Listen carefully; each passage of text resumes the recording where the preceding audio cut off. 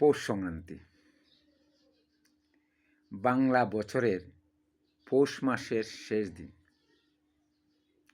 পঞ্জিকা মতে বাংলা পৌষ মাসের শেষের দিন উদযাপিত হয় পৌষ সংক্রান্তি। পৌষ সংক্রান্তি বা মকর সংক্রান্তি বাঙালি সংস্কৃতিতে একটি বিশেষ উৎসবের দিন।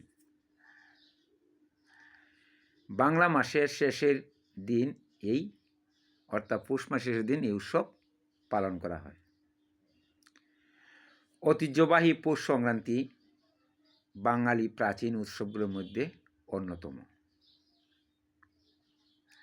একসময় বেশ গোটা করে উদযাপন করা হতো এই পৌষ সংক্রান্তি।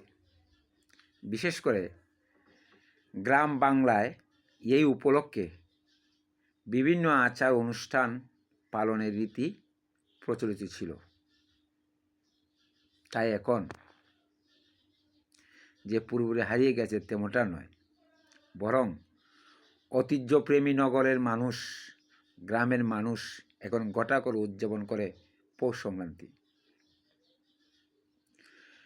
পৌষ সংক্রান্তিকে পৌষ পার্বণ বা মকর সংক্রান্তিও বলা হয়। এটি মূলত বাঙালি প্রাচীন ঐতিহ্য পৌষ সংক্রান্তি।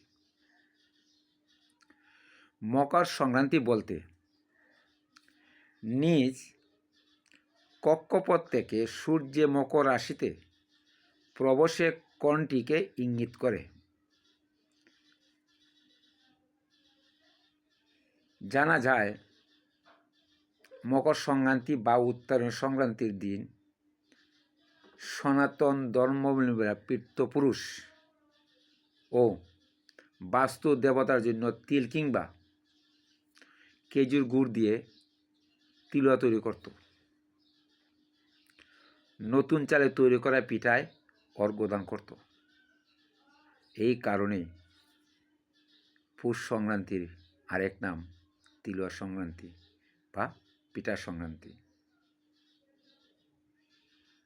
এই সময় গ্রামের প্রতিটি ঘরে ঘরে তৈরি হয় বাপা, পাটিসাপটা, দুল, চিতই ইত্যাদি।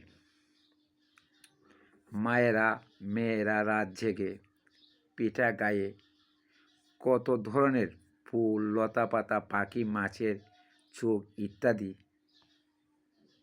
নকশা তৈরি পিঠা তৈরি করত। সারা রাত ধরে চলে এই আয়োজন। একদিকে চুলা থেকে পিঠা উঠে, অন্যদিকে চলে গরম গরম খাওয়া। এইসব পিঠার স্বাদ অতুলনীয়। পৌষ সংক্রান্তিতে আত্মীয় স্বজনদের নিমন্ত্রণ করা পিঠা খাওয়ানো হয়। বাংলায় এই মাসের আরেকটি আয়োজন হলো পৌষ মেলা।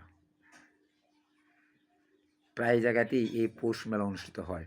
আমাদের গ্রামেও অর্থাৎ জলশুকায় পৌষ মেলা বসে, যাকে আমরা কালবৈশাখী মেলা বলে থাকি। সবাইকে ধন্যবাদ। সবার সুন্দর মতে পৌষ সংক্রান্তি উদযাপিত হোক এই কামনা করি।